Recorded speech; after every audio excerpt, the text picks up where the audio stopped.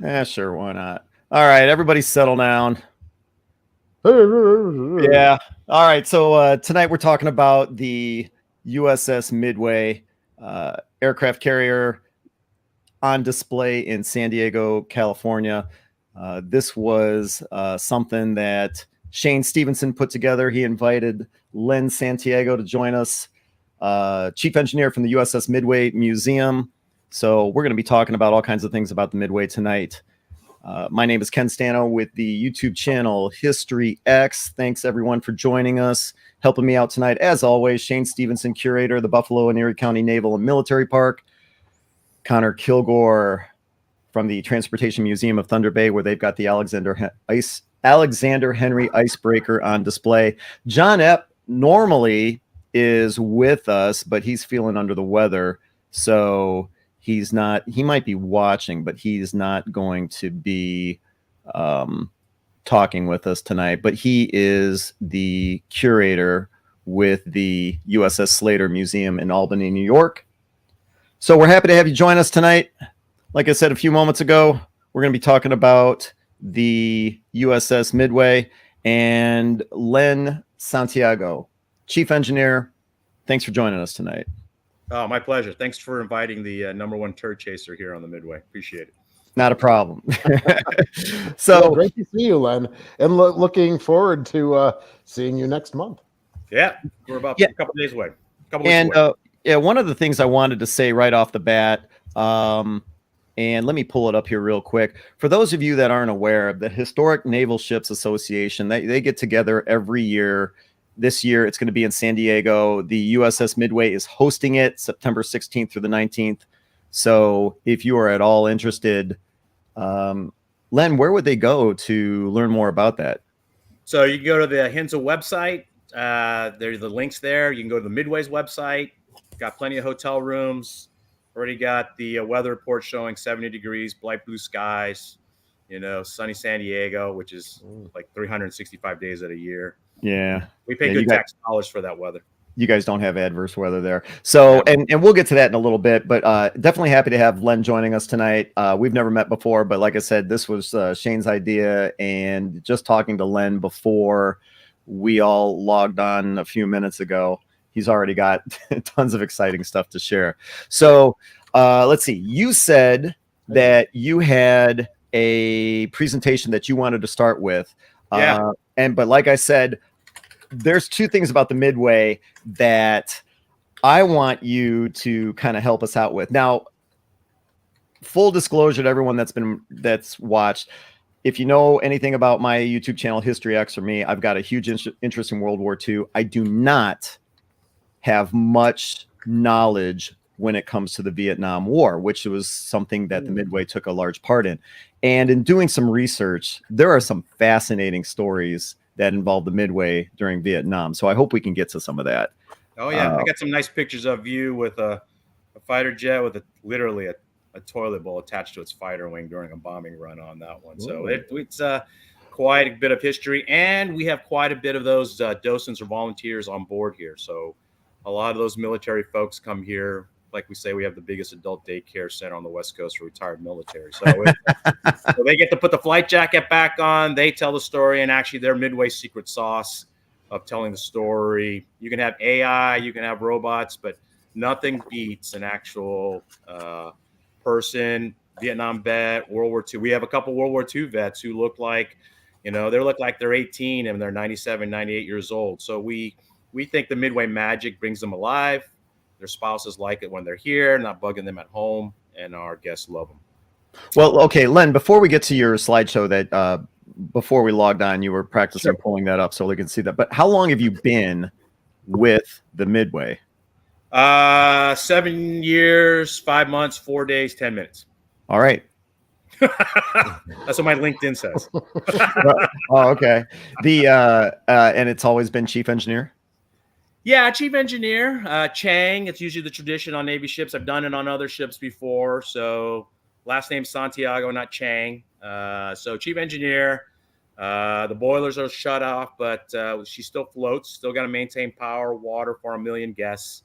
We're classified as a building, but really we're a floating a floating ship, still floating ship, upright, got to maintain it. And when there's too many parties, we may go over like a 0.5 degree bubble. I got to make sure, the food and the ship's balance. Multiple aircraft.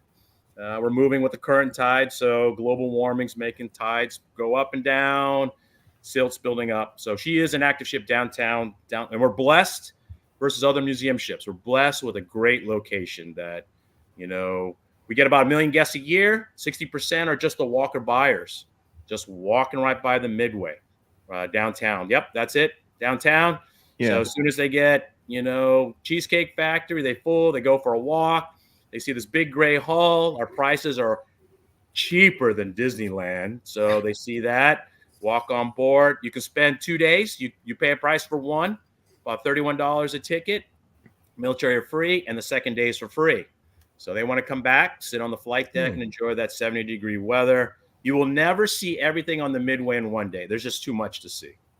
What kind of a background do you have to have in order to be the chief engineer of the Midway Museum? Well, I mean, it's, I've done the Navy thing for about 23 years, did ships, fixed ships. I was fortunately blessed. The previous CEO, Admiral Mac McLaughlin, was looking for the next chief engineer. So I'm the third one in line. The first one had the hard job of bringing the ship alive in 2004. And I was active duty on another aircraft carrier, and we saw it pull into San Diego and went, oh God, that's a hard job, that guy. So he did a nice job. Second chief engineer was on board for about 10 years, prior warrant boiler officer. But then the Midway started getting bigger and bigger, and the projects got bigger and bigger. And then it was time for me. They pulled me in. I was a defense contractor for a while, but then I got tired of traveling around and contracts going up and down. So I was blessed, got the call, did the interview. And like I said, been here 7 years, 5 months, 4 days, 10 minutes. Now 11. Well, okay, I'll tell you what. Why don't we dig into that presentation you were talking about? Are you able to pull that up? Okay, we're going to try it. So hang on. Yeah. Hang on. Share screen. I'm going to try one more time. Got the window going. Okay, share and going into full display mode. Okay, how you looking? We're good? We are not in full display mode. We are in the work mode. Okay. So obviously that didn't work. Well, just I see your cursor. So just, if you go up to the top slideshow, you should be able to do it. How's that? Did you get that full display mode now? Nope. Oh my God. Let me go. Don't worry about it. Okay. Yeah, you did. There you go. There you go. Hit that. It looks like it's thinking. It looks like you hit the slideshow button, but it didn't. See the slideshow? It's right next to animation and record. Yeah. I pushed it. No, hit it. Go to the top. Right. Okay. To the right. To the right, maybe. I don't know if that's go down.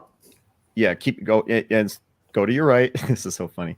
Right there. Slideshow. There it is. And then hit from beginning all the way on the left. All the way from beginning. Yeah. Okay. Try that. How are you guys looking? That's where I'm at. Yeah, it's still not working. Okay, well, hold on. Let me try one more time. Let's do. Oh my word. I thought we're good to go. Well, we could be good to go. I mean, yeah. Okay, hold on. Now just delete this. Oh, there. Oh, okay. We're not under any pressure. Okay. Well, here. Share screen. I'll try one more time. Window. Okay. I'm going to go here this time. I thought I had you before. Share. Okay. And then I'll go to this one. And there. How's that? Let's see what we got. Oh, that's the one. Hi, everybody. Sorry about all that stuff. You did exactly what you did right before we went live. Yeah. You pulled up the. You know what? Leave it. Go back to that other window and just leave it in the work mode. That's fine. Yeah, I mean, it's not the end of the world. Okay. Yeah. Sorry. See, why don't you bring up Tim Nesmith's comment? I just do toilets on here. Okay, I'm gonna try one more time on this one here. I'm gonna do this, share, and then let's not do this. All right, we are back to. Yeah, let's just do that. Yeah, we are back to the work mode screen. Oh my Historic God. Warship, new mission, preserve, inspire, educate, and entertain. We'll just do that. John found us. Okay, so let me give you a pitch. That's our mission statement: preserve, inspire, educate, and entertain. That's our mission statement. You see this slide with the child with the flag? No, not yet. Child with the flag. There it is. There, yeah. And do me a favor, go to the right, see where it says always use subtitles, hit the X there. Get rid of that part. Okay. There we go. Yeah. Okay. You see All that? Oh, yeah. Yes. Oh, yeah. Okay. Mm-hmm. So All does right. everyone. So I'm just going to stay here. So you can see we do a lot for the general public, and that's our mission. But really, Midway was based on those.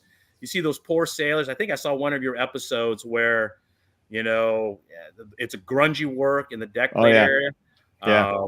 No OSHA, no Cal OSHA, no Fed OSHA. So we really are enjoying the labors of those folks, the previous crews. Again, commissioned in 45, built in 17 years. Rosie the Riveter started in 43, finished September 45, and we missed World War II by 2 weeks. And then today we're teaching a lot of kids as well as doing a lot of military ceremonies. So I'll show you the stats on a lot of kids. So we're doing multiple events like an aircraft carrier on board today.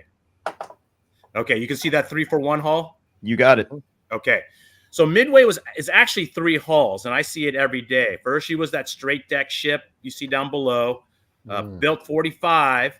Took the Montana battleship hull. There's rumors about it. It was Montana, it was Iowa. Well, it's a battleship hull. Then they said put a flat deck top on top. So we did that. Then we stole a great idea, and I'll give you the slides from Britain. Angled deck. The pilots were getting faster jets, land on the flight deck. They started bumping into planes on the bow.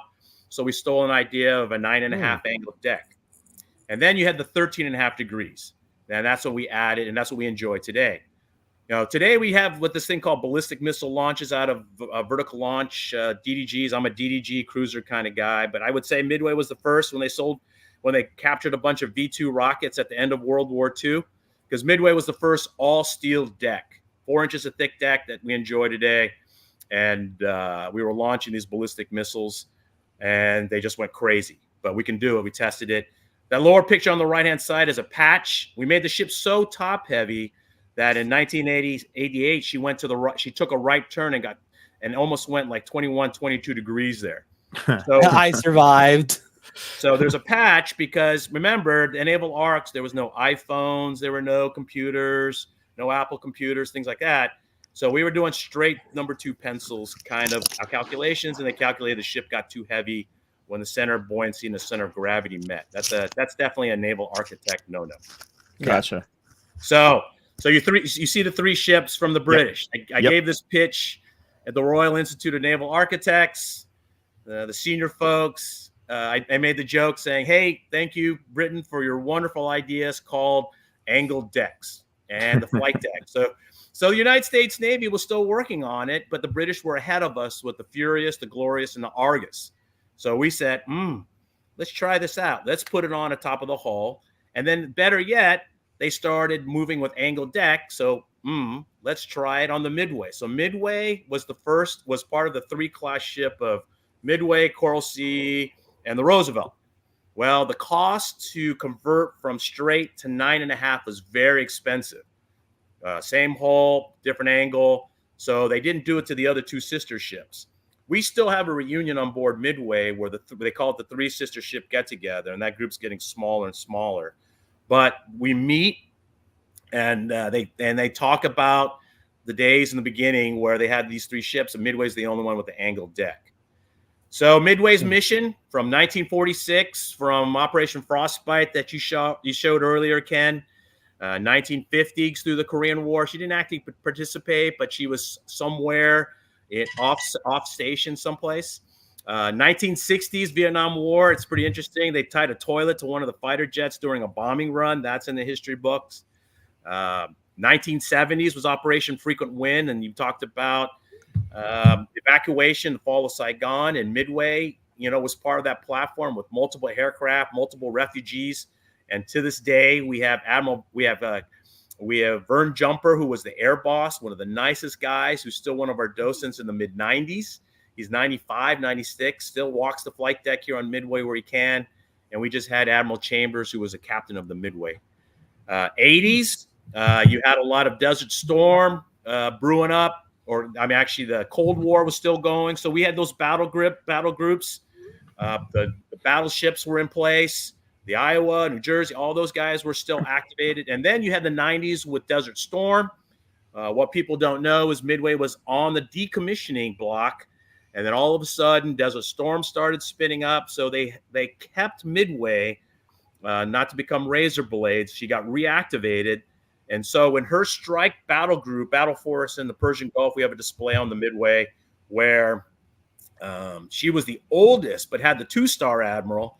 And then you had the other 3 carriers with 1-star admirals in their fighter jets. So 2 stars is bigger than 1 star.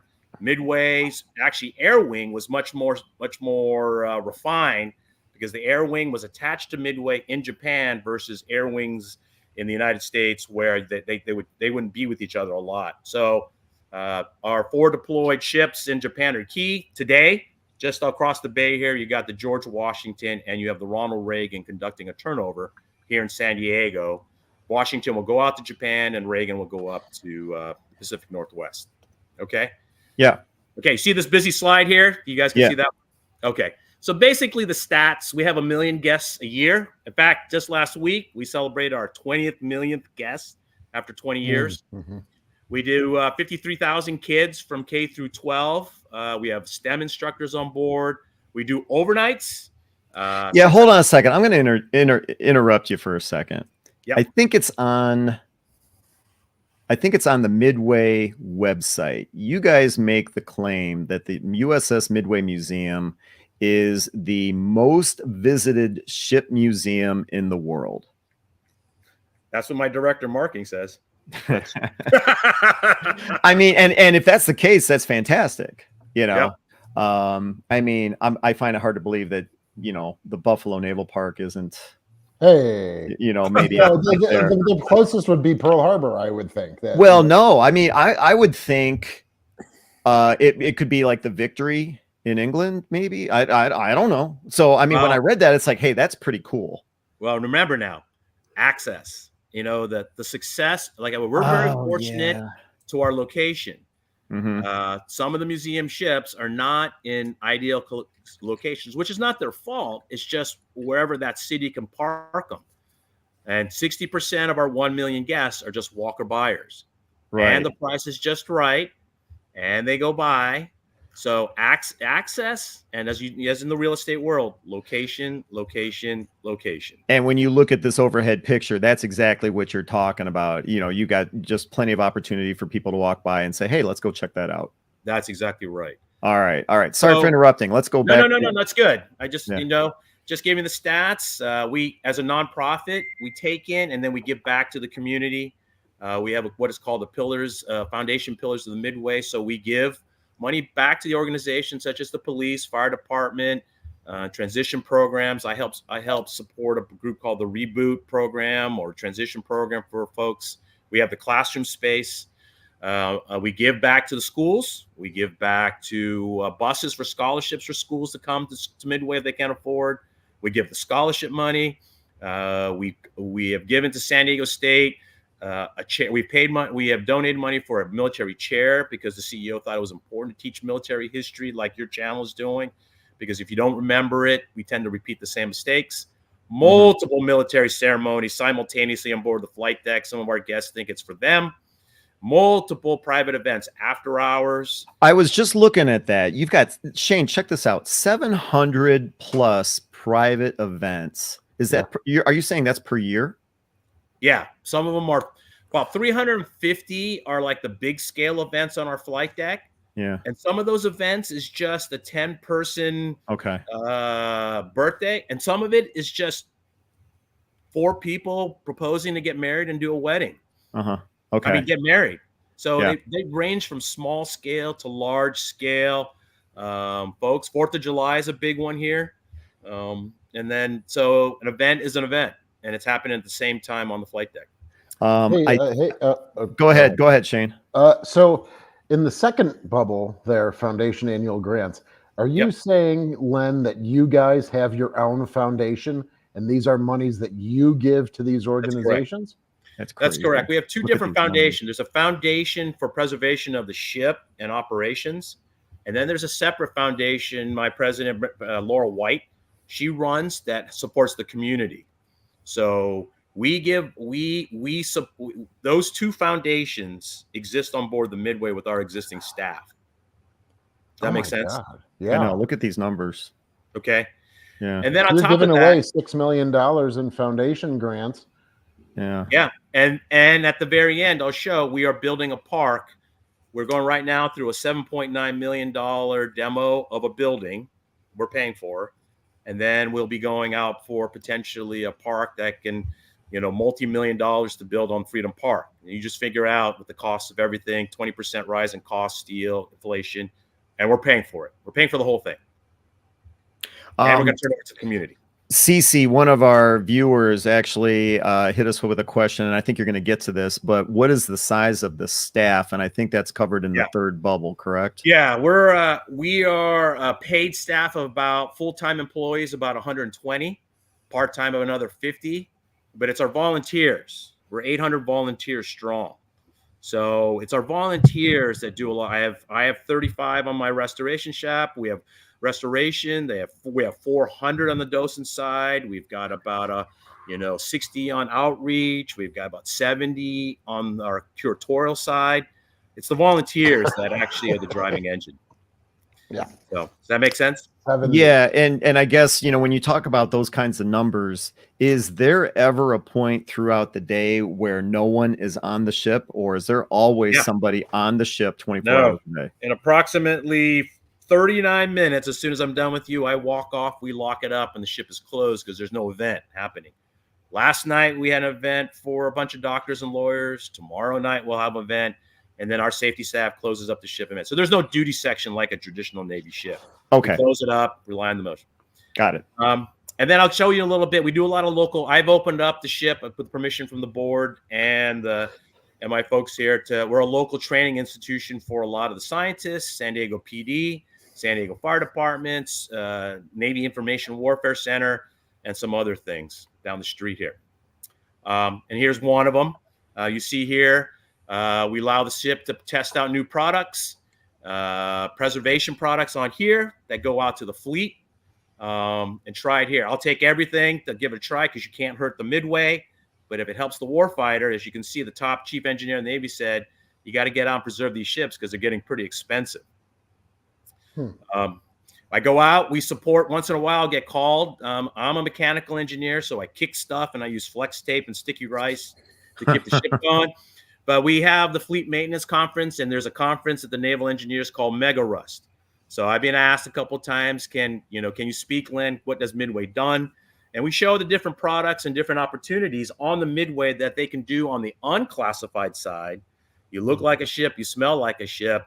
You can apply those same techniques, engineering-wise or preservations, on the classified side with no impact to the fleet. No problem. And if it's a really good stuff, I say, hey, leave me a pallet of that stuff. I like to keep it. And you get all the credit. So I have no problem for begging and do that. Here's an example. We allow before hours, we leave the scientists come on board, and the Navy scientists asked and said, hey, Len, the control panel in Midway has enough detail in there that it allows us to do some 3D scanning. Software reloaded itself, relearned itself, because that's our number 3 control panel. All the details of relearning and updating software until they got to about the 92% success level. And then they transferred that data, that software, in a scanner for the engineers to deploy overseas, scan a space, bring it back.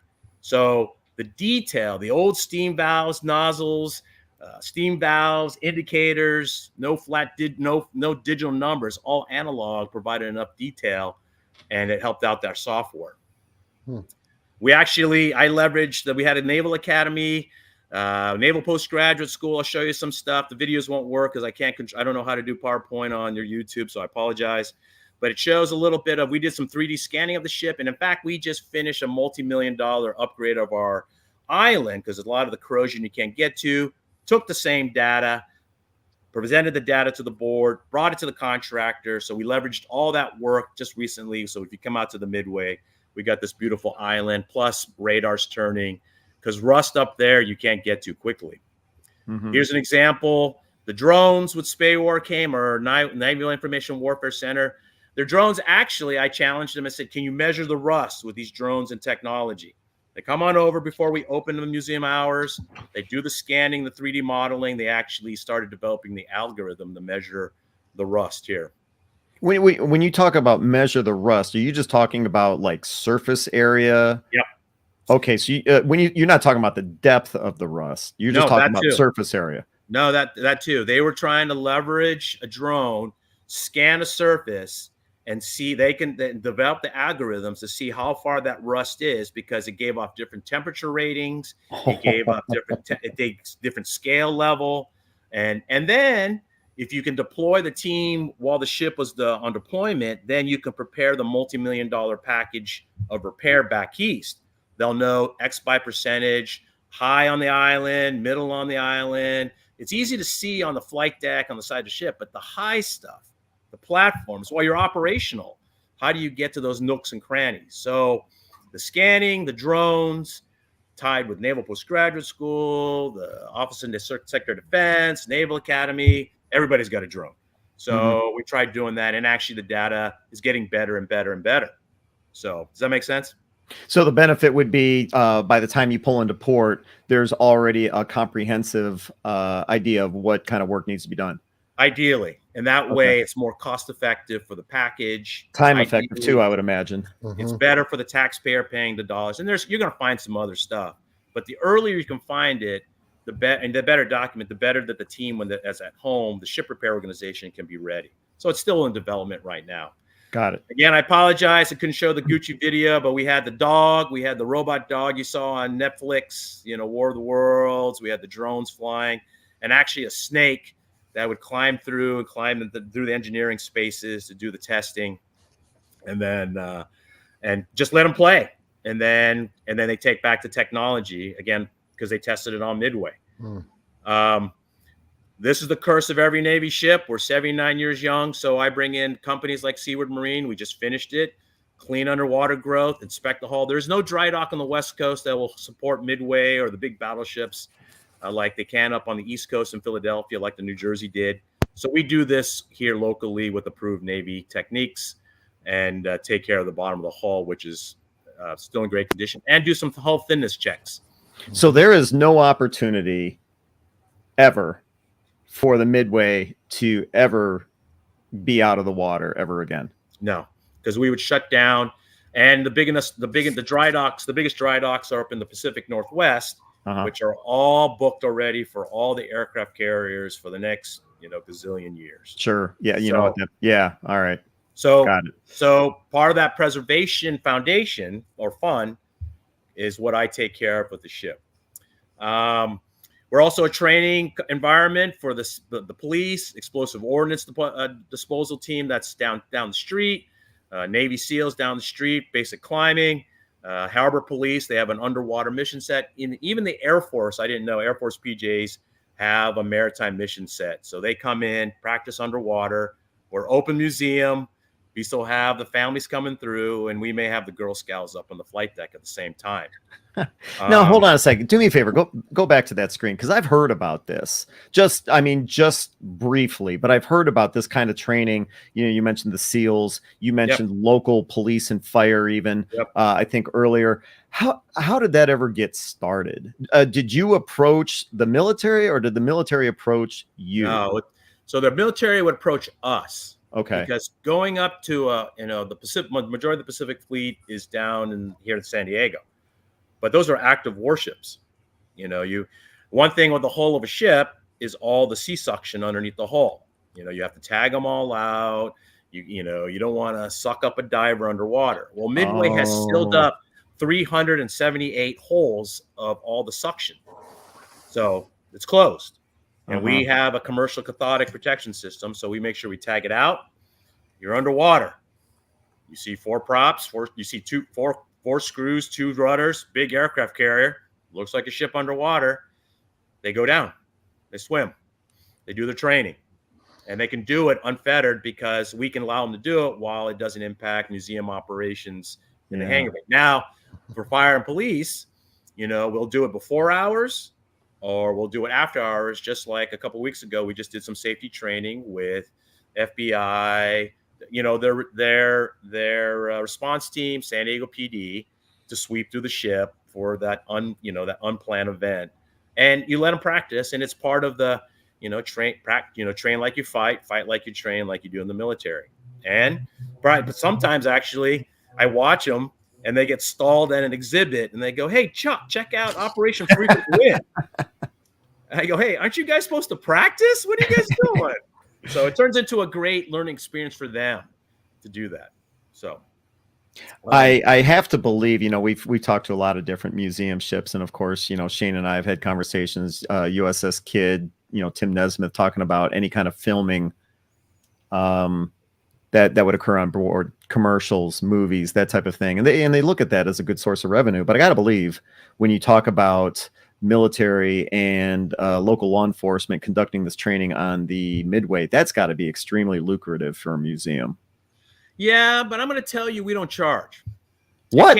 Some of the museum ships do charge for that. We don't. We have the belief that, let's help the warfighter, train. So we don't charge that. No. Well, I mean, hey, you're giving away $6 million a year, so you guys have the right to do whatever the hell you want, I guess. Right, and we want to make sure we're a good community asset. So that's our business model. We can afford to do that, to let them do that. That's amazing. So, again, Air Force PJs came and trained. You do a little chem bio. The guys dressed up in the suits. During COVID, we were busy. We were closed, but we were busy doing other repairs. And then they called me up and said, "Hey, Len, can we practice with our biohazard team and all that?" I said, "Just sure, come. There's no one else here." Including light rappelling off the island, practice rescue operations for fire department type things. And just like this, if you folks climb up our island and they think, they believe they're 21 years of age, but they're like, their body is in the mid 50s and 60s like me and too much barbecuing. Sometimes you need the inhaler. And so we have the San Diego Fire Department practice the high line transfer. We don't charge for this. And because we don't have a fast response team on the ship, we got to rely on San Diego local fire department. So again, train like you fight like you train, keep on training, low level, high line transfer. And when the real thing happens, they get the call, Midway has someone trapped up board, they're all set. Mm-hmm. So again, on the school side, this is all happening at the same time. We have about 10 classrooms down on the second deck. We teach them basic electricity. We teach them landing a plane on a flight deck. A squared plus B squared is C squared. Don't crash. That's Pythagorean theorem. I was going to say, what does that have to do with landing on a deck? The Pythagorean theorem. Well, x-axis is the distance away from the carrier. Sure. Y-axis is the height. Okay, of course. And the hypotenuse is the straight line distance. That's it. That's it. Yeah. All right. So we've got a bunch of those models there to teaching that. We teach electromagnetism, and then we actually teach teachers. We just finished with that, what we call Midway Institute for Teachers, not MIT like Massachusetts Institute of Technology. And we invite teachers. We offer scholarships. So we get history teachers from across the country. And if you're interested, you apply to the website, and we spend, maybe you want to come out, Ken. We spend 4 weeks teaching from history from Cold War up to modern day on board here. Gotcha. So we also do, I'm the kind of guy that the blue collar workforce needs some help. Why go to college and get in debt? So we work with a local training school, maritime school here, Training Resources Limited. They come on board the ship. They do the classroom down the street. Then they come on board. You can't wreck the Midway. Go ahead and tear apart that lube oil purifier, put it back together again. And, you got to train with your hands. I'm an engineer. You got to practice and practice and practice. Mm-hmm. One of the things we're going to try to do is open up our reduction gear cover. That's one of the big things that young engineers need to learn. So only one engineering plant is open. The other 4 are closed. So we're thinking about lifting the reduction gear cover so that the chief engineers of ships can understand how important it is to protect that piece of gears, or maybe some people don't know the keys to those reduction gears are kept with the chief engineer of the ship. And if you go in there, it's like going into surgery. So you got to be very careful to do that. Okay. Ship industry world needs some help. I think the ship repair world needs more blue collar workforce help. So we started working a little bit. I know this is a bad slide. I'm sorry. But we started opening up a little bit of some internships on the welding side, because I'm of the belief that, why can't a museum ship help out some of the basic electrical welding folks? Give them an opportunity. I may hire them, or the local NASCO BAE may want to hire them. But make your mistakes on the Midway. You can't break Midway before you get that high-paying job. And honestly, the welders and electricians nowadays are in the 6 digits. If you're good, you don't burn your eyes out, they'll hire you in a year or two if you're really good at it. And if you look on the news, and you look at the Secretary of Navy's comment, is the shipbuilding world, the submarine building world needs this skill set. So why go into debt in college when actually you are part of rebuilding of the workforce in the fleet? Again, our volunteers are the big workforce here. These are my restoration. I call them my Blue Angels. A lot of them are 21 years at heart, but they're like 78, 80 years old, 90. So I got to make sure they don't take a plasma cutter and cut up the ship. And on the right-hand side, you see some of the weldings from the local schools that I let them come on board, building a fence line that we use on board the ship. So why not have, the golden age folks of the men on the left teaching the youngsters on the right, good welding skills. I'd go back for welding there. Our volunteers, we rely on outside volunteers. So we're fortunate to have the waterfront down below. They come on board, spend 4 or 5 hours to help us out. We give them some simple projects there. We do the ceremonies for the future warriors. So these are the West Coast Chief Petty Officer selectees. We do the ceremony on board here on the ship from the various commands. Our flight deck is always being in restoration. We do military ceremonies all the way to flight deck operations, with the Girl Scouts having their function here, and the top 20 girls get a helicopter ride landing on the flight deck. So sure, why not? Yeah, why not? That girl selling Girl Scouts cookies here in Southern California. We do the big stuff. We crane on cars for car shows. We had the basketball. No, you don't. Yes, we do. Bentley does a big car show on here. Okay, hold on a second. So if you're gonna have a car show, I'm assuming people that want to have their car on display on the deck of the Midway got to pay. People That's exactly right. And to have their car hoisted on, that's a fabulous photo opportunity to have their car hanging in the air. So how much does it cost? Like if Shane wanted to have his red Volkswagen Jetta hoisted in the air to appear on this car show, how much would it cost to have his Jetta hovering in the air? It depends. It depends what you're going to do it for. It's kind of a nice Jetta. It's not bad. So it's I will default to my super party boss there, Cheryl Carlson. You can give her a call if you want to do that. But this is Bentley. That's a $500,000 car. Yeah. We craned on there. They do a car show on board the ship. So they're probably paying a couple, $100, $5-10. You're renting out the USS Midway for the whole event. So and what do you got? Basketball there? Is that or volleyball? Yeah, we did basketball with Syracuse versus San Diego State. That one we won't do again. That's very painful for the ship, but we did that. How so? What's that? How so is it painful for the ship? Well, here's the deal. You crane everything on and you do a basketball game.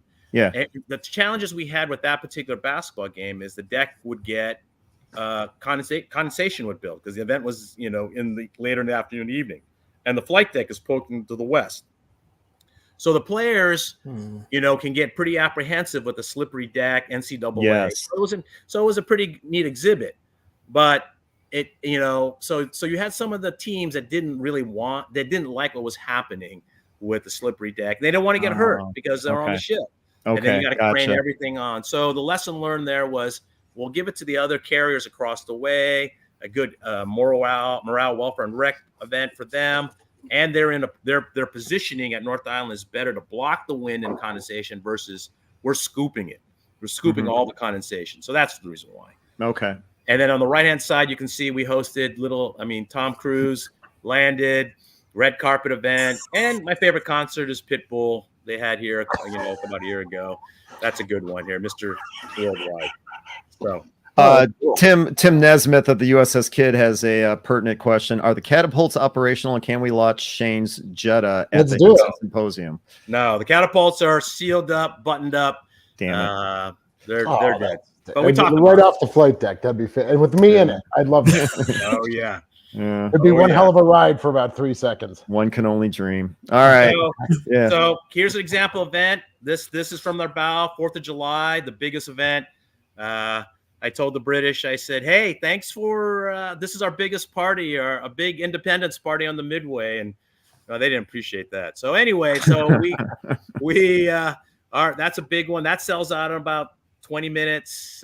Top Gun night, we show the movie 1987 from the we break our internet. They sell out in 20 minutes. People want to watch that movie on big screens on a steel deck on flight deck Midway.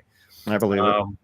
So let me fly through these. These are some of the great work. This is I'm going to show you some slides before and after. And again, the credit goes to all the volunteers the last 20 years, a little bit of the foundation, my predecessors on the from chief engineers all the way to Admiral Mac McLaughlin, our first CEO, who just recently retired. So we're in our second CEO, Admiral Terry Kraft, that I served on board the Ronald Reagan with. So what you're going to see is all the before and afters of all the great work before, how we got it as a rental car coming from the Pacific Northwest, to people fixing the decks, fixing the landing lights on board the Midway, retired electricians, cleaning up the bridge, getting rid of all the junk up there. This is the bridge, finding pieces to re-illuminate radar repeaters. The Ouija board being reset up to how it was at Desert Storm, bringing back air wing guys. And you got the Ouija board all behind plexiglass now, I see. Okay. Yeah, behind plexiglass, but you got the standard screws. And because that's an art. I mean, that's an artifact, right? It is. It is. I mean, you can't take that lightly. For those that don't know what a Ouija board is, it was a layout of the carrier deck where they would just use painted nuts and bolts. That's it. To mark, fueled aircraft, unfueled aircraft, and move things around. And it's like, well, now that's a piece of history. It is. So again, we have a lot of prior military. Again, the biggest adult daycare center on the West Coast for retired military. So we get all the air wing guys. They put their love and experience of 35 years as a handler on board here, and now our docents or our exhibit team, and they recreate it like it's ready for combat operations. Very authentic. And then the docents come in and tell the story of how that's operated. We reactivated some of the staterooms, guys with bad haircuts on mannequins, so it looks like the 80s, but we have the TV sets, the wardroom, how it was during Desert Storm and the flag mess, all the way to the flag command center.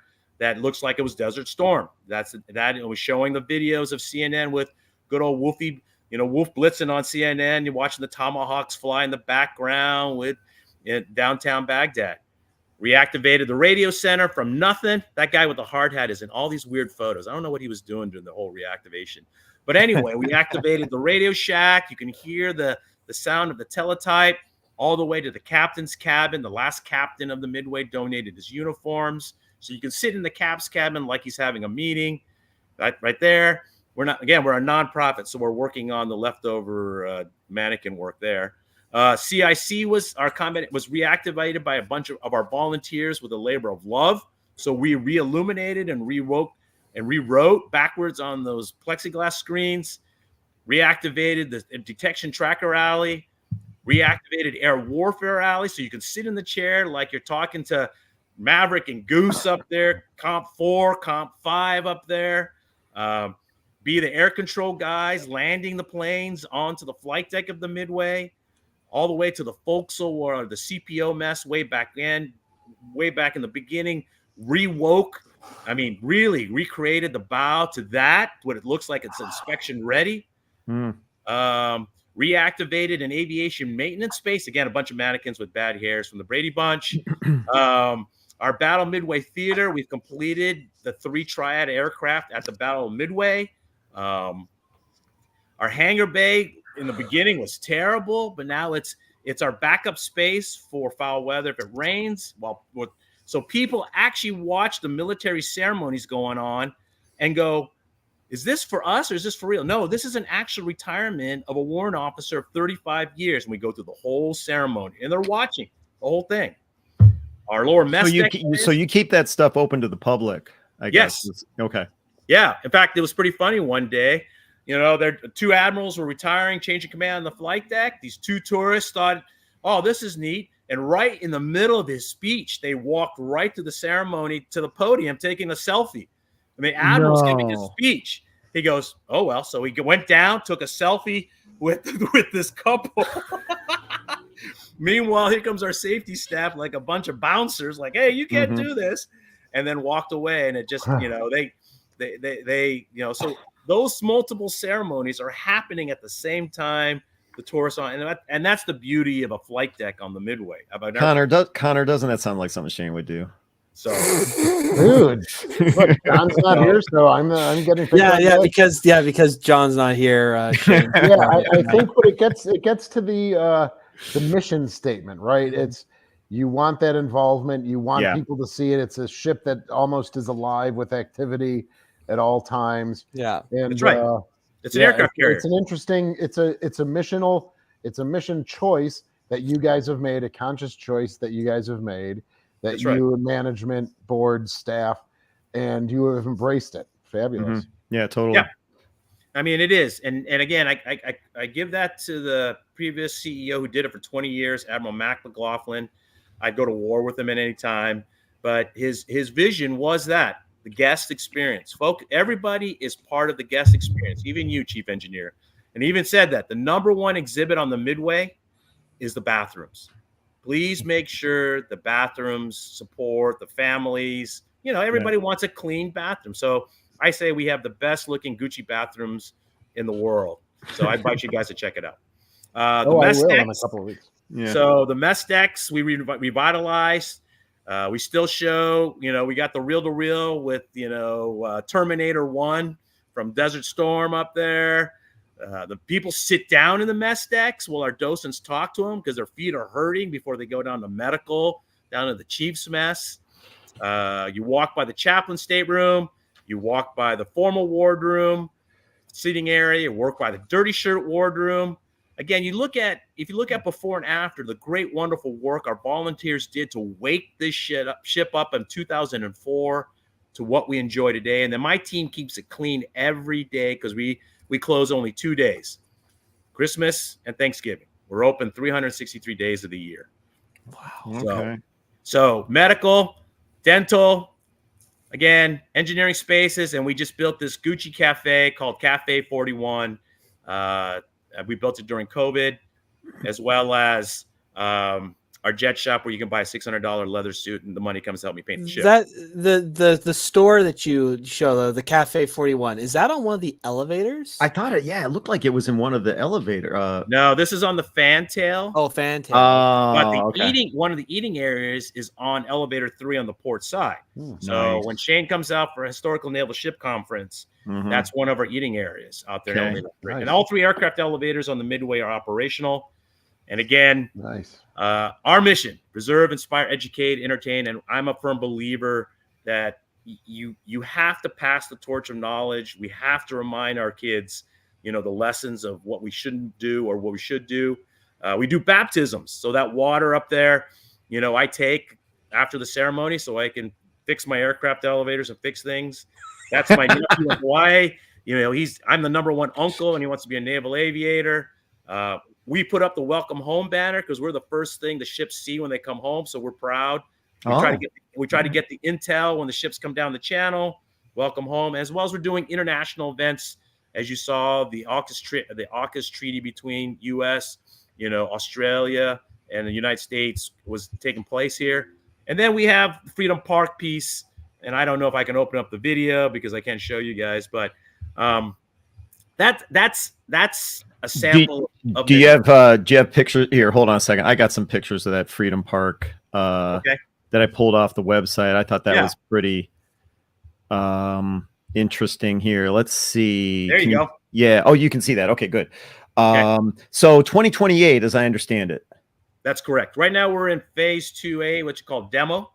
If you look down there right now, there's this ugly Navy building. Then next year, we'll be awarding the contract to build that entire park. We'll reduce from 357 spots to 100. And the park, we will be putting up the statue of the first Navy chief who got the Congressional Medal of Honor all the way. Wait, hold on a second. So looking at this picture as it sits right now. Yep. What building is getting torn down? So you see all the cars. Yes. Then you see that building next to the parked cars. Yep.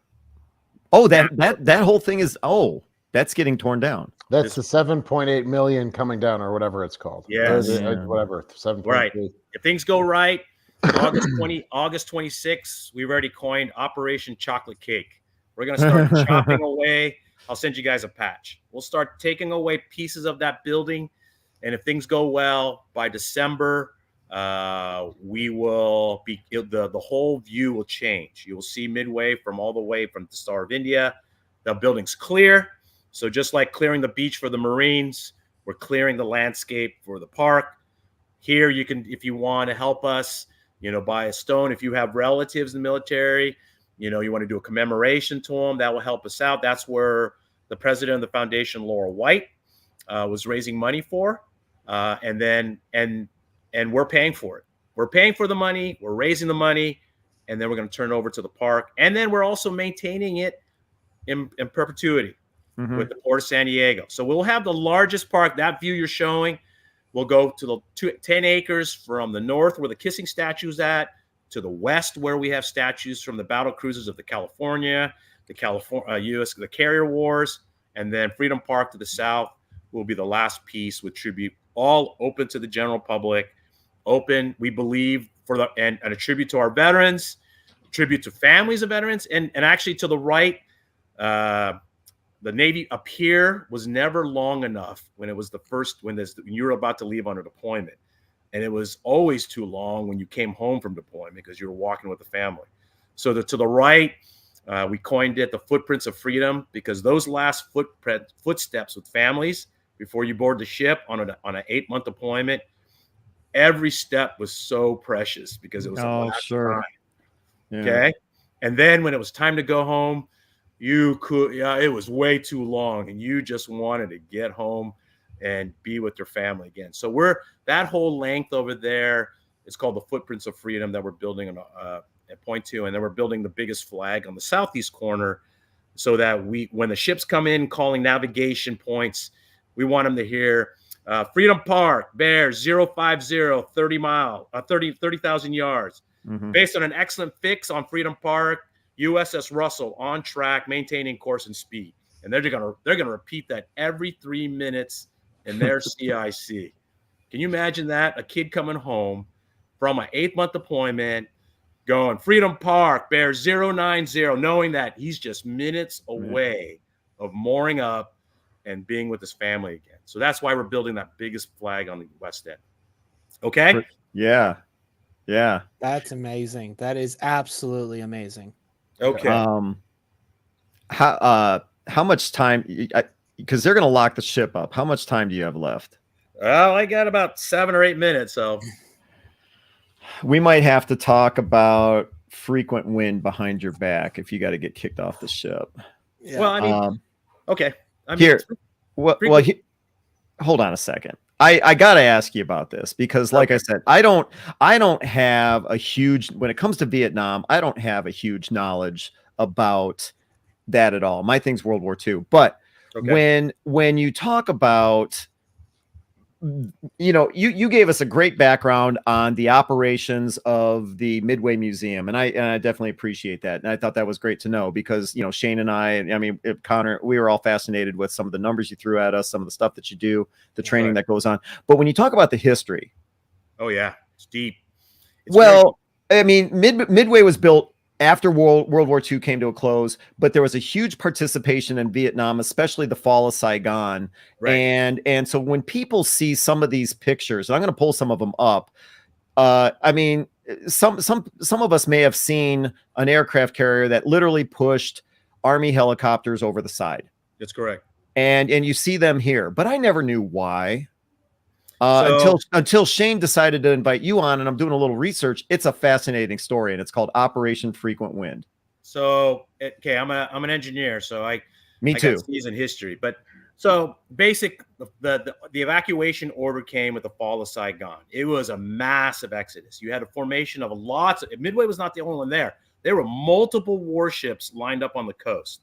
It was a major. We're bugging out. Get on whatever you can, get whatever helicopter you can. So Midway was one of the large flat tops where multiple helicopters were coming in. Aircraft carriers today, the part of the training set is part of that. It's part of the disaster relief. It's part of a NEO, non-combatant evacuation operation. So in this particular case, this was the fall of the embassy. Multiple helicopters, both U.S. and South Vietnamese aircraft, were loading up with military, civilian folks. Midway, again, the air boss, Vern Jumper, who was the air boss in the tower, and then Captain Chambers, now Admiral Chambers, who still comes. He was just here a month or two ago. Tell the story. They were tasked to evacuate and accept all these people. So here comes multiple aircraft landing, and I mean, like we talked about. Do you imagine how the frequencies were just? Helicopters were begging, Mayday, Mayday, Mayday. I need a flight deck to land on. I want to land. I have a bunch of people. Well, here comes this one South Vietnamese pilot in a small, Piper Cub plane aircraft. Here he is. Throws the note 2 or 3 times. The note. Hold on a second. The note. Yeah. And he's doing circles around the Midway. Because most of these pilots were not in radio contact with the Midway. Correct. So they pick up this note. Like, remember, that lady on Saturday Night Live, Mrs. Santini. I'm going to write a nice note. So she wrote a note, and they go, holy crap, this guy wants to land. So based on the judgment of the new commanding officer, and they took it upon themselves to make the command decision, slick the flight deck. To let this guy land. Yeah. That could have been a career ender for those 2 officers. And they took a chance. Well, and he spells out in the note that he's a major, and he's got a mother and 4 children. Yep. 4 children on board. Yep. And it's not like it's his wife, right? It's just a civilian and her children. Is that correct? Yep. So he decided, climb on my tiny little Stinson, and I'll get you out of here. So without a hook, classic naval aviation with 3 wires, he did a perfect landing on the Midway. As soon as they pushed the helos off, they moved off all the refugees off the flight deck into the hangar bay. So if you come to Midway, you see a big picture. The hangar bay was packed like a shopping mall at Best Buy. It was packed. Okay, clear the flight deck and landed, and without a hook, stop that plane on the flight deck. Crazy story. This is a picture of the major here, the woman, and you can see her, carrying the children off. And what I want to tell people is that if you haven't checked out the Midway's YouTube channel, simply get on YouTube and search for USS Midway Museum, and it should come right up. They've got video documentaries of all the different things the Midway's been involved with. There was something called Operation Frostbite, where the Midway operated close to the Arctic Circle, but this is Operation Frequent Wind. I had never really heard this story, and it's compelling. It brings tears to your eyes. But I mean, when you talk about trying to organize, well, I mean, I guess that's the wrong word. Organize. I mean, look at what's going on here. You're pushing helicopters over the side to make room. All these other helicopters are trying to land with, they're running out of fuel, but they're filled with civilians evacuating, and they're just flying to an aircraft carrier, and they want to land, but they're not in radio contact. Correct. So it's all by hand signals. And remember, multiple warships were in the area. Everybody was looking for a flight deck, anything small to big. Midway was just obvious. A destroyer, even probably a small Coast Guard cutter, a flight deck. Okay, and the flight deck was packed. The hangar bay was packed, and the sailors at that time gave the shirt off their back. They gave their rack. They supported them. They needed a place to stay, so they kept on going. And then so every April 30th on the Midway, we commemorate this event. I invite you all to come. It's an incredible ceremony. The families, the kids, the grandkids, all of them up, they come down, and they all know that freedom meant landing on the Midway on that terrible day. And now they are greatly appreciative of the freedom they have here in the United States. That's a very powerful, important message that we in the Midway want to make sure that our generations today and moving forward, with every student that walks on board, I will tell you, we get 1 million guests. about 80 to 90% have no military background. This is the first time, and every museum ship does the same thing. So you should tell the story that freedom is not free. It comes with a cost. Whether you're in the Army, Navy, Space Force, and everything, you're not going to get rich in the military, but less than 1% of the American population serve and take the oath, whether it was your uncle, your grandfather, your son, or daughter. Okay. And then, they do their time and then they get out or whatever you do. But again, less than 1% of the American population preserves the freedom that you and I enjoy. Yeah, well said. Before we let Len go, Shane, Connor, you got any last minute questions to hit him with? Can I have your budget? No. No, firstly, I just want to, again, thank you for coming on. Sure. And basically, the thing I want to ask is for people, whether they are retired from the Navy or people just interested, what advice would you give to someone who wants to be involved in a organization like Midway or wants to do things like that, whether it's on, say, another carrier or another museum ship? Like, is there any advice you could give that person? Pick your passion. Right. Okay. Pick your passion. Commit to it. Okay. Don't do it just because you want to do it or you're checking off a quota or you want to get out because you have volunteer hours and your company pays for it. No, pick your passion because each foundation, each museum ship, each nonprofit, USO, American Red, we help other nonprofits too. American Red Cross, Veterans Village. They all have very clear goals, but what they need is people with passion and dedication to commit the time. Because every hour is precious to an organization.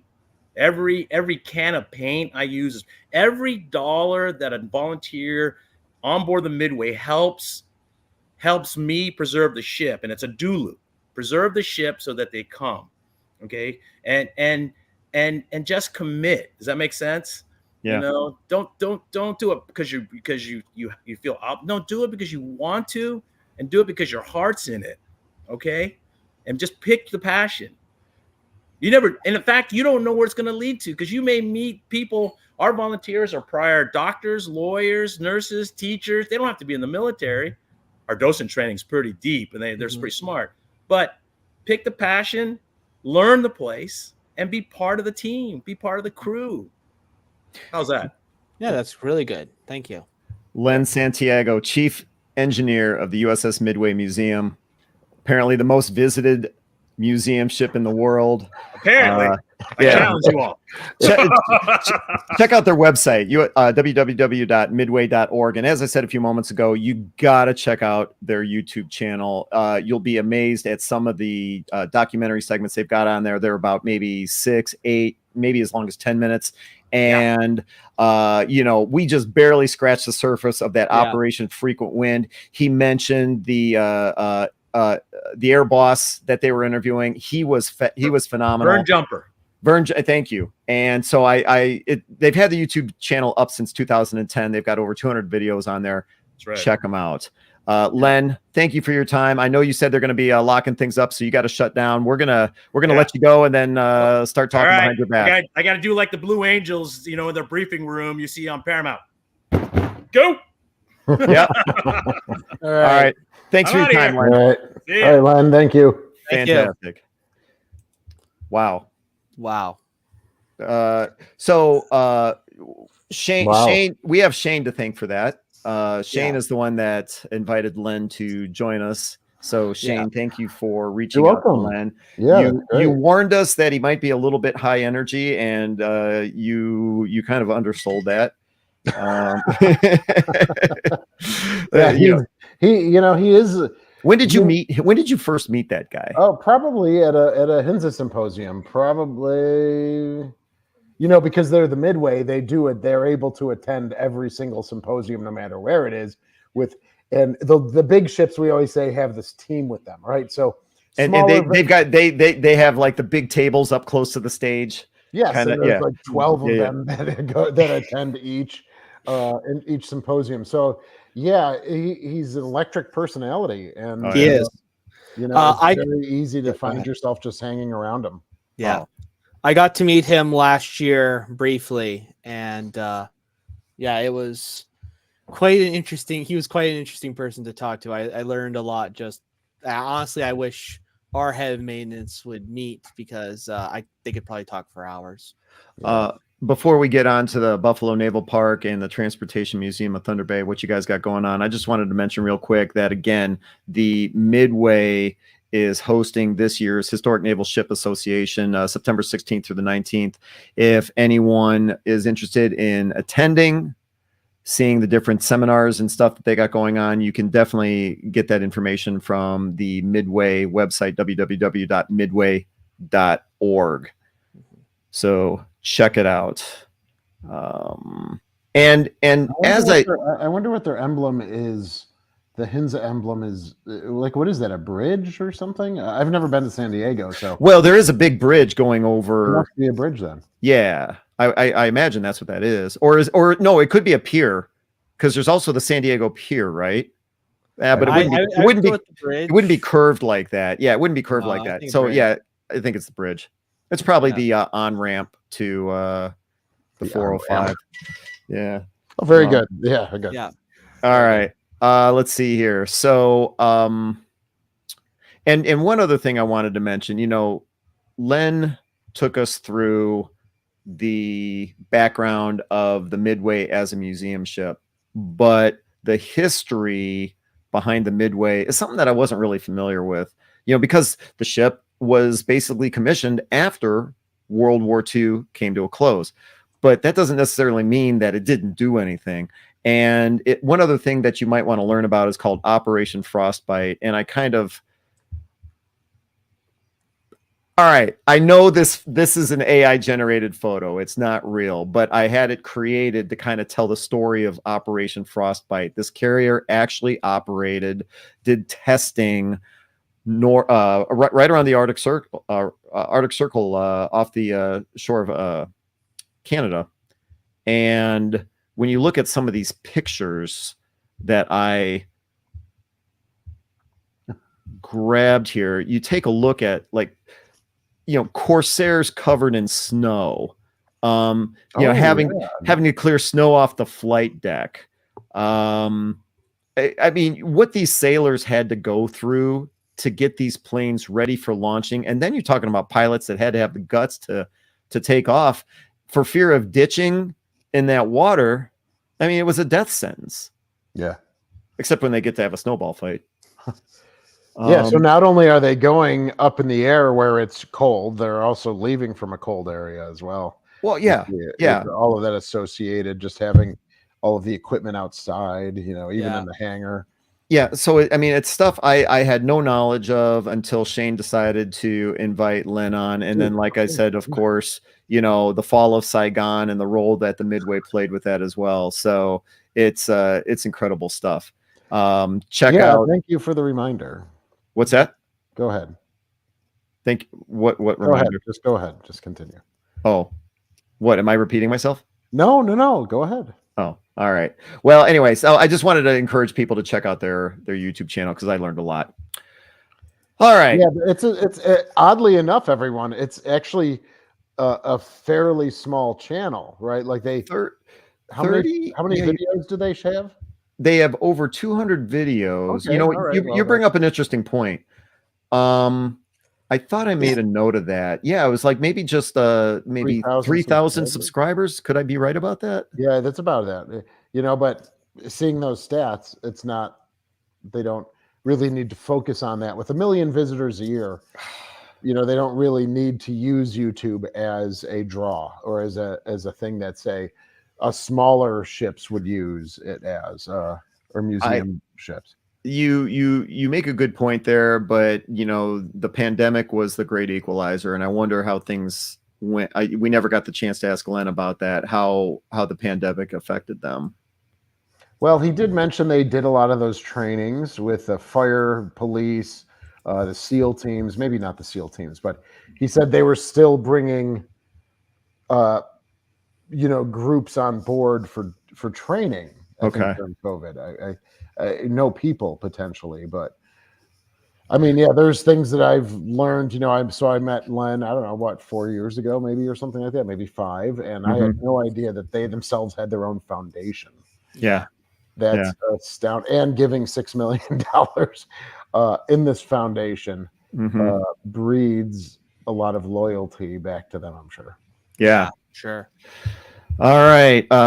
Well, Shane, thanks again for getting that one. Yes, thank you. Yeah, thank you for the reminder, because I said I would do it and I didn't. Oh, So thank you for reminding me last week. He was very responsive, and we all need a little push every once in a while. All right. So let me get onto this. So what's new and exciting? Beautiful footprint. Yeah. What's that? What's new and exciting? Yeah, new and exciting at the Buffalo Naval Park. Again, Shane Stevenson, curator, Buffalo, New York County Naval Military Park. Hi. Yes.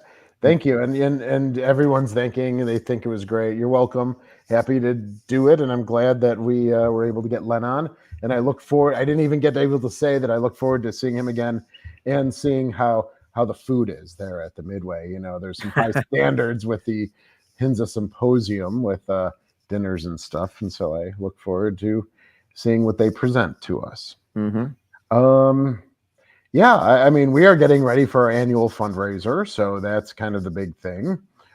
Ship and Shore, that's the 22nd of August this year. We usually sell about 350 tickets or so. We've got sponsors. We got a bunch of different food vendors, maybe 4 or 5 different food vendors, silent auctions, live auctions, things like that. So it's something that we spend a lot of time and plan for. Oh yeah, thank you, Frank. It's true. And look at the beautiful coast that you can see, the Buffalo coast, like you saw with the San Diego, right? Let me interrupt you real quick. Yeah. Because you've been working with the Naval Park for a while. It sounds like it almost could be about as long as Len, right? Maybe even a little longer. You've been with 6 years for me. Oh, 6 years. Okay, so a little less. 6 years, 7 months, 3 hours, 2 minutes. Yeah. And Len said he's with 7 years and blah, blah, 7 blah. years, 5 months. Is there any kind of, whether it's personal or professional, jealousy or envy I was shocked. From all different sides, 800 volunteers. Yeah. $6 million they're just handing out to different, and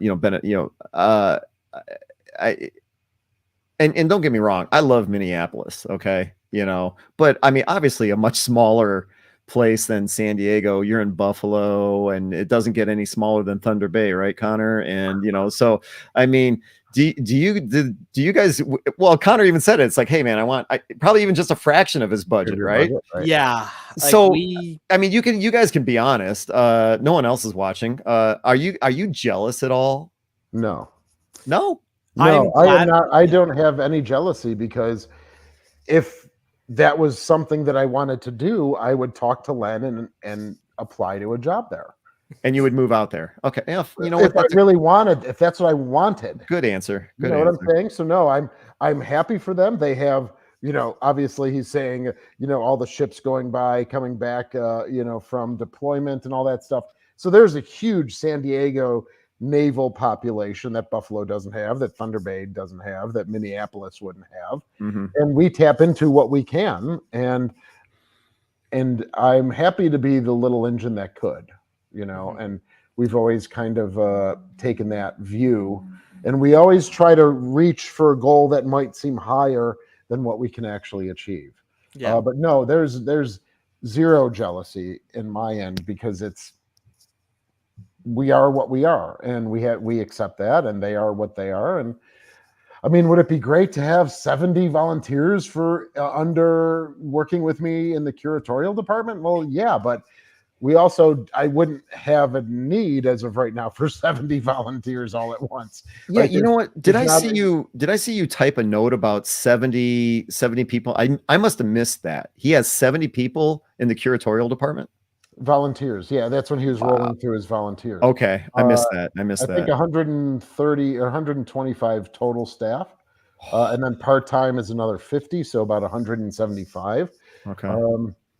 Yeah, so when you're looking at that, that is an infrastructure that is like no other. If you have 800 volunteers, imagine the infrastructure for scheduling, providing food, coffee, projects that need to be done, all of the equipment, all of the paint, all of the brushes for 800 people. Not everyone has that infrastructure to do that. Yeah. Well, pretty impressive. Yeah. No. Yeah, go. Do you have anything to add, Connor? I similar opinion as Shane. No jealousy. Quite frankly, I'm glad for them because a ship that big needs it. True. I'm pretty sure that by tonnage, she's the largest museum ship in the world. Don't quote me, but what is it? 40? Well, it's 70. Geez, I don't. Yeah, because I'm just trying to think. The only one that even compares to her would be like either a battleship or like the Queen Mary, and I'm pretty sure she's bigger than them. Well, what about the Intrepid? Well, Intrepid's in Essex. Oh, so it's smaller. Okay. Yeah, it's smaller. Yeah, like that. It's incredible. Like the work they do is absolutely incredible from what I've seen, and like just we saw those. I'm sorry, what? She might be 60,000 tons. And I think an Essex is around 40, right? I would think 35 is built, I think, and then they added on to them later. Okay. All right. Yeah. So yeah, I think Connor, you're probably right. Yeah, but yeah, that's incredible, and yeah, they do an amazing job. So yeah, no envy from me, just just amazement. All right, Shane. Sorry to interrupt. Go ahead. No. I was, that was my response. I think we were letting Connor have a response. Well, no. But I butted in on your whole talk about the Buffalo Naval Park, to hit you with that question. No, yeah, that's good. So the ship and shore, I mean, the weather's been really kind of wonky. I think we had 2 tornadoes, which is very odd over the last, say, week and a half. So not very much. And there were urban tornadoes, which is interesting. So not like the ones you'd see like in Nebraska or anything like that. They're like on a street, like going down a street, like a city street. So I think we're really, we sometimes get affected by the weather, and sometimes we're really jammed to the hills. And then if we have a couple of days with some rain, it kind of quiets down. We did have the Sea Cadets on board for 10 days, about 140 Sea Cadets and officers that were training on board. So the ship was, like you can see with Len in the Midway, it's quite alive. There's a lot of people walking around. There's a lot of yelling. There's a lot of PT going on. There's a lot of food being cooked. And so that just ended on Sunday evening or Sunday afternoon. And I'm doing tours, processing some collections when I get to them. On our YouTube channel, I haven't really been able to do much. I talk about the Arthur M. Anderson. Did you see that, Ken? I thought maybe you would enjoy that. I haven't watched it yet. I've been very busy myself, but yeah, I need we're to all watch pretty. that. I saw. Isn't it coming towards you right now or something? No, she might have even left already. I have to. All right, yeah, because I saw website. that. Like I saw there was a notification that she was heading towards Buffalo, but yeah, she arrived. I don't even remember when last week, but so yeah, I did a video explaining that I've my YouTube work hasn't been as populous, prolific, thank you, as I would like. That's all right. Just because there's just a lot, and I don't have 70 staff or even 2 staff. I have me, and we just do a lot over the season, and we get asked to do a lot of things, and we're happy to do them, but just some things have to go by the wayside. But yeah, I mean, now is our July and August are our money months. That's when we have the most amount of visitors. That's when we have the most amount of earned income coming in. And, events. They said he does 800 events. They said 700, 800 events. Well, it was, it was like 700 or 800. 800 volunteers, 700 events. That's what it was. yeah. And I just thought that was a staggering number. Yeah, that means they're doing what, 2 a day, right? Basically. Yeah, on average, but he qualified that, you could have a large 50, 75 person event in combination with a, 4 or 5 person event, Totally. Yeah, That's so absolutely right. But it's still an event. And it's still an event. we might do 90 events a year, something like Mhm. that in our summer season. So yeah, things are great. We're just again ramping up for our Ship and Shore Gotcha. fundraiser. Let's see here. There was something that I was supposed to share. Let me see if I can get this to work. Shoot. I'm happy. I'll be also while you're doing whatever you're doing. Yeah, go ahead. Kenneth. Mhm. Is it Kenneth? Yeah, that's my formal name. Okay, I've never called you Kenneth before, but I will start. You can if you want. You met my mother. Oh yes, I did. Yes, I did. Yeah. Thank you. Mhm. I'll be working with the Kid, Cobia, New Jersey, Cod, and Texas tomorrow. We're going to be having a Zoom call about all of the lessons learned and eureka moments and what everyone's looking forward to with dry docking and stuff, and putting together kind of a, oh my God, what are you doing? Where did this come from? That was today. Oh, okay. Yeah, it was. Yeah, it's all over. What was that on? Where did you get that? It's all over the internet. Oh, whatever. Yeah. Wait, really? Steven went to a Bison's game with me today, and Steven sent me this. Oh, Okay. I was. Oh, that's nice. Mm-hmm. I was downing some nachos there. Now I'm hungry. Yeah, I know, right? Oh, I like that. Thank you. Yeah. So I'm really excited about this collaboration and creating. I don't know. I would like it to lead to almost like a SOP document for dry docking that would be shared with all the other museum ships. But so I'm gathering all of the data that they've experienced through a survey, and then so that's something in my wheelhouse that I'm really excited about. Do you find that in the last couple of years that there's been more cooperation among museum ships, or is it about the same? No, there has absolutely been more collaboration, and I believe that might be one of the bright spots coming from the Sullivan sinking, is that it may have been a moment for other museum ships to say, oh, they need to, just redouble their efforts to see where their ships are. The collaboration at HINSA symposiums of learning about dry docks, learning about, so the topics for the presentations have been quite poignant. And that's, I bet you some of that's was spurned by the Sullivan sinking. And then I think it's right that we as an organization try to further the knowledge moving forward for other museum ships, and again passing that knowledge on to the future. Go back to that picture. I look good in that picture. No, I took it down. I took it down. But Steven sent me a text. It's like, you got to post this. So it's like, all right. Shane Stevenson, curator of the Buffalo and Erie County Naval Military Park. I strongly recommend, as always, to check out the YouTube channel. Search for Buffalo Naval Park in the search bar. Connor, thanks for pulling that up. You're going to see all kinds of good stuff. And of course, the website, buffalonavalpark.org. The work never stops. And if you can support them in any way, check out their website.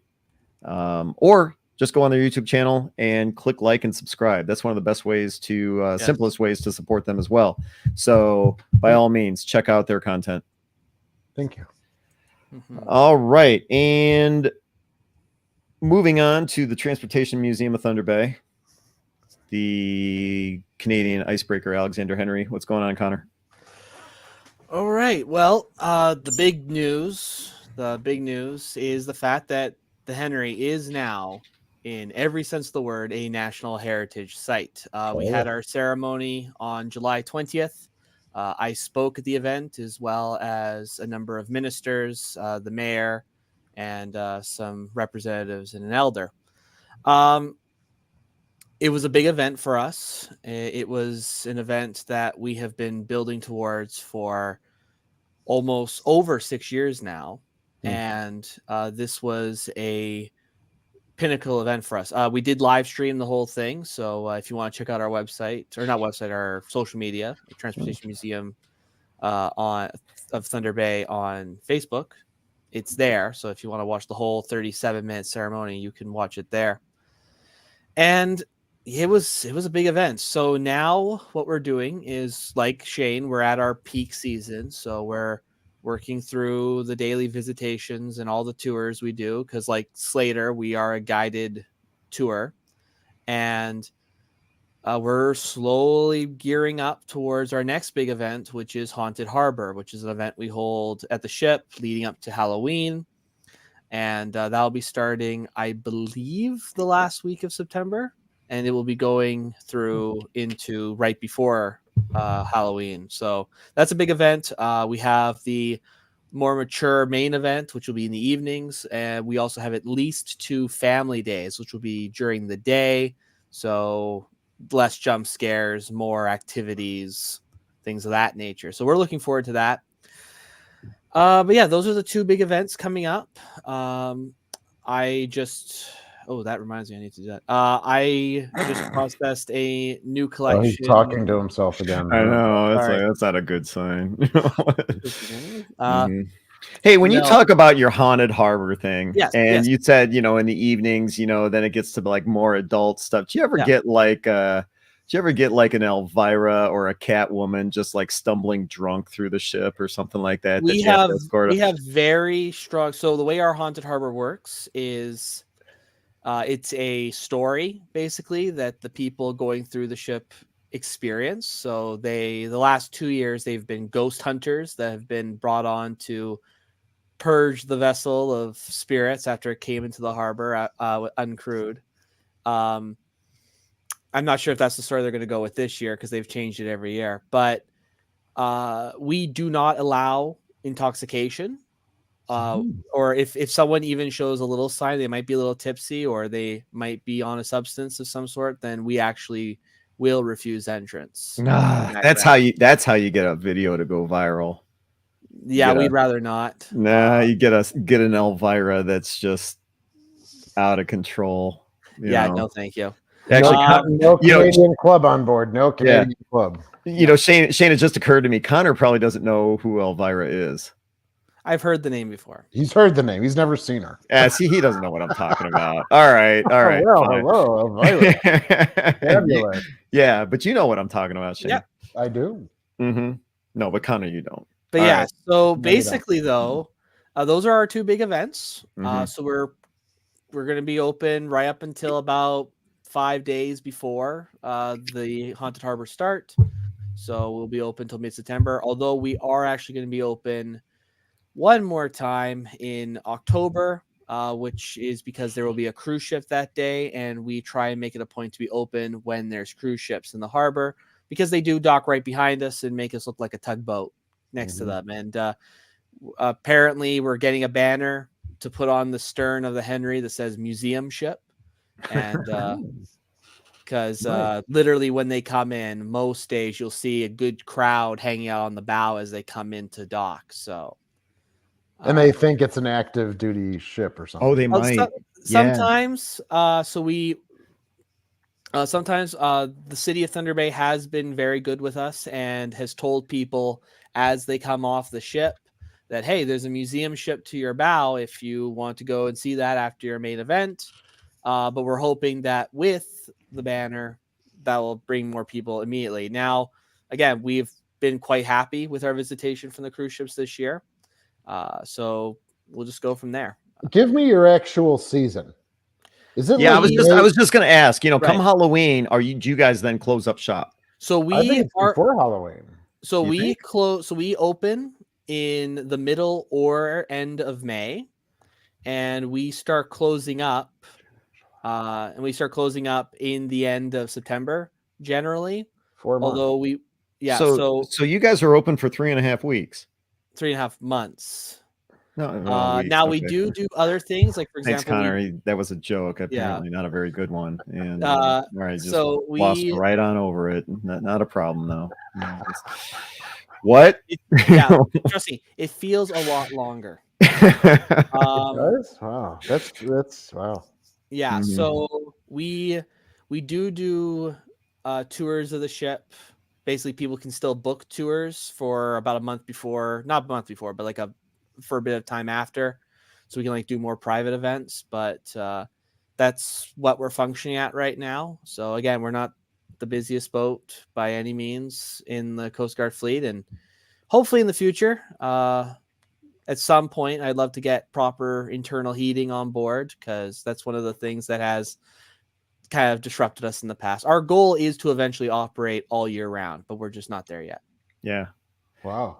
I'm telling I you, don't even man. know if we have that goal. Mm-hmm. Yeah, I'm sorry, well- Shane. What was that? I don't even think that we have that goal here in Buffalo. Well, we need a building first. Yeah, Oh yeah, that would be true. Yeah. I'm telling you, haunted harbor. Maybe not a drunk Elvira, but a drunk Catwoman just doing cartwheels like right over the side of that. I mean, that would be a viral video. Yes, Frank, a future Mrs. Kilgore. You spelt the name wrong. Doesn't matter. Kilgour. Yeah, doesn't matter. All right. Connor, Yeah, that's basically what's been going on.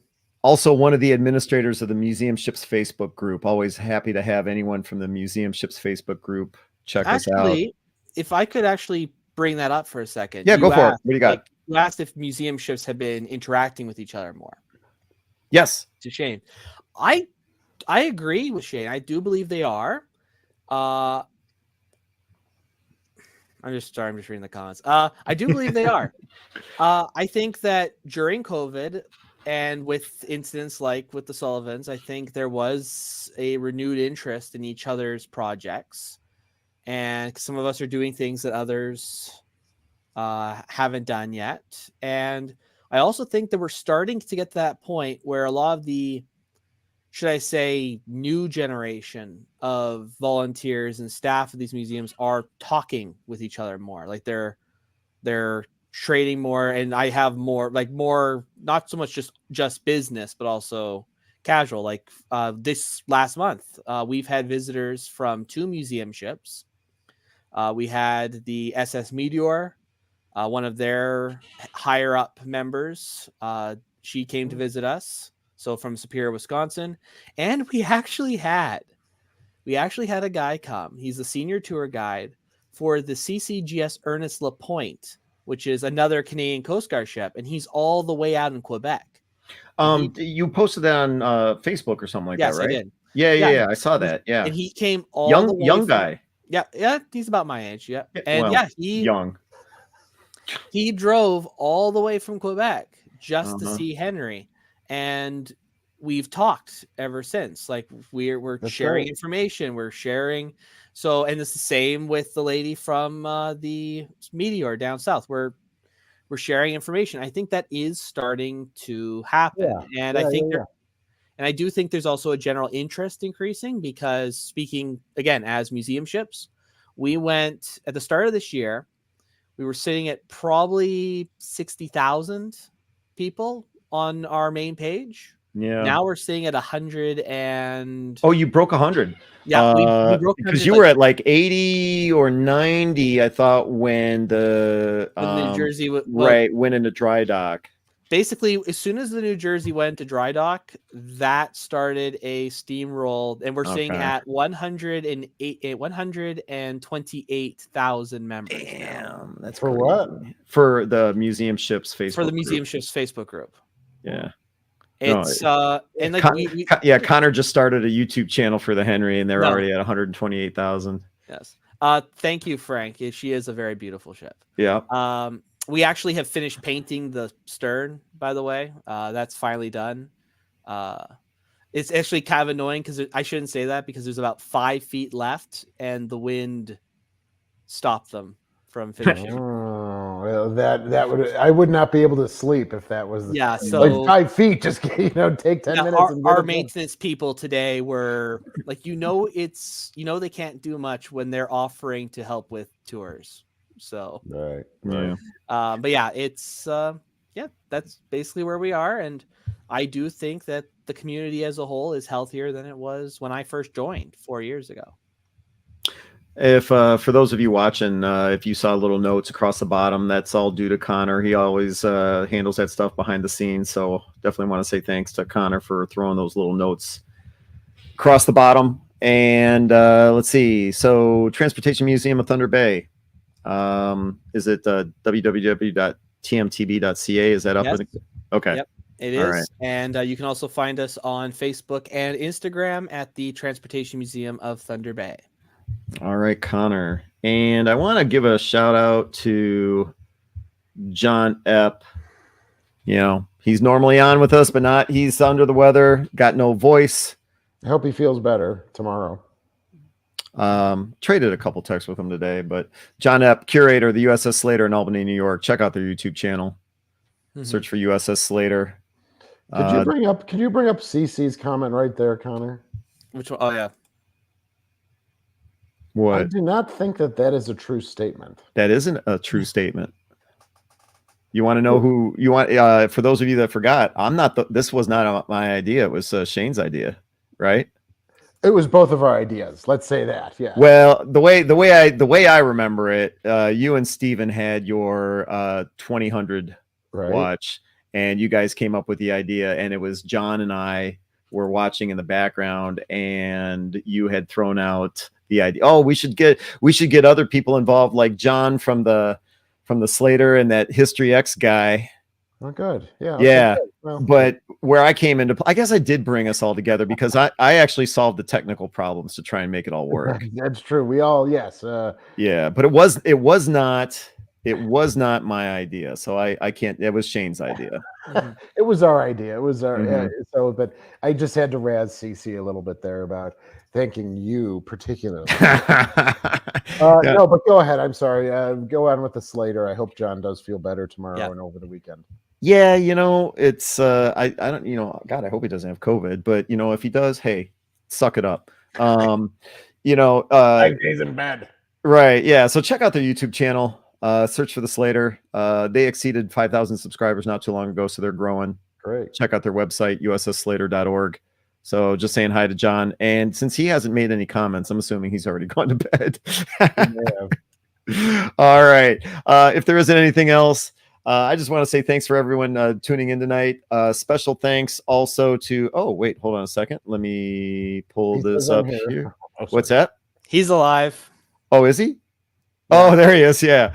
All right. I also want to say thanks to Len Santiago, Chief Engineer of the USS Midway Museum, for giving us that great, I guess walkthrough is a good way to put it. Walk through the museum, everything that they're involved with.